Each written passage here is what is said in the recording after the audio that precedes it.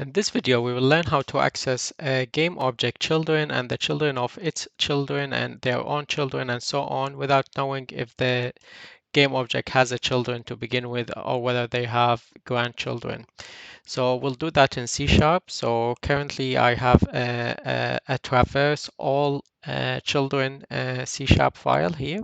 I'll put a GitHub link in the description to the C Sharp file so you can download it and use it.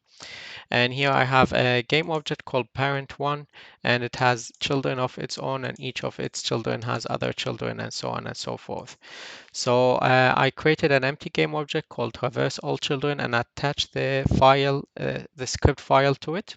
And that script file requires to pass a public variable called parent, which is the main parent. So in this case, it's parent1. So I'll just drag the parent one into this slot.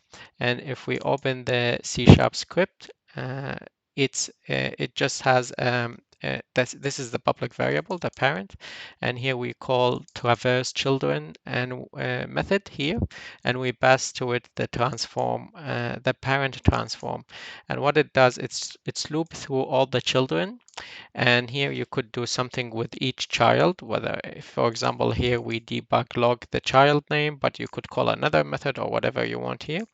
And each time at the end, each time we call the same method for that each child, so that if that child has a children of their own, the for each will repeat it for each child and so on and so forth till we traverse or go through all the children.